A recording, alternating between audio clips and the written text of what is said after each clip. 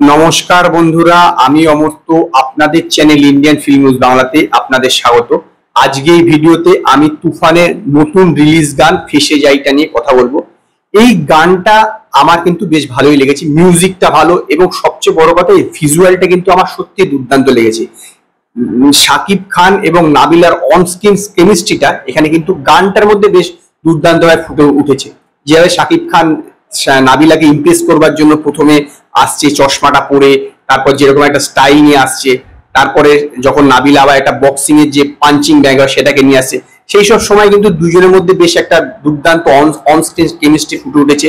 এবং যখন সিনেমা হলে গিয়ে একে অপরের কাছে আসছে, সেই সময় শাকিব খানের গালে একটা চুমু খাচ্ছে নাবিলা, সেই সব সিনগুলো কিন্তু আমার বেশ ভালো লেগেছে। কিন্তু কি জানেন তো, গানটা যে গেয়েছে এই হাবিব ওয়াহিদ, এর গলাটা কিন্তু আমার একদম ভালো লাগেনি। কেমন জানি না, গানের যে প্রোনাউন্সিয়েশন গুলো ছিল, গানের যে শব্দগুলো যে প্রোনাউন্সিয়েশন গুলো ছিল, সেগুলো ঠিক বুঝতে যেন অসুবিধা হচ্ছিল। এত দুর্দান্ত একটা মিউজিক, এত সুন্দর গানটায় কোরিওগ্রাফি করা, অথচ কিন্তু গানটা গায়ক আমার মনে হয় গানটা ভালো করে গায়নি, অন্তত আমার ঠিক ভালো লাগেনি। গানের যে গলা, গায়কের গলাটা, এইটা কিন্তু আমার একদমই ভালো লাগেনি। এমনি গানটা নো ডাউট খুব ভালো, খুব ভালো, মিউজিকটাও বেশ ভালো, ভিজুয়ালটাও বেশ ভালো, এই দুটো কিন্তু বেশ ভালো। কিন্তু গায়কের যদি গলাটা ভালো না হয়, তাহলে কিন্তু গানের যে আসল মজাটা না, সেটাই নষ্ট হয়ে যায়। এর আগে যে দুটো গান বেরিয়েছে, দুটো গানই কিন্তু খুব ভালো ছিল, কিন্তু সেইখানে এই গানটা কিন্তু এত একটা রোমান্টিক সং ছিল, সেখানে কিন্তু এই গায়কের গলাটার জন্য অনেকটা ডাউন হয়ে গেল আমার বলে মনে হয়।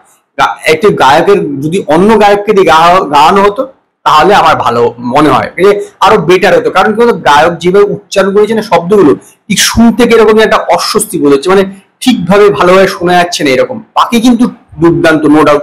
শাকিব খানের অভিনয় বা যে নাবিলার অ্যাক্টিং, নাবিলার অন স্ক্রিন কেমিস্ট্রি কিন্তু শাকিব খানের সঙ্গে বেশ ভালো লেগেছে, অন্তত গানটাতে বেশ আমার ভালো লেগেছে। এছাড়া গানের মিউজিকটাও বেশ ভালো, সমস্ত কিছু ভালো আছে, কথাগুলো বেশ ভালো। কিন্তু যে গায়কের গলাটা কিন্তু একদমই ভালো না, আমার তো বেশ একদমই পছন্দ হয়নি।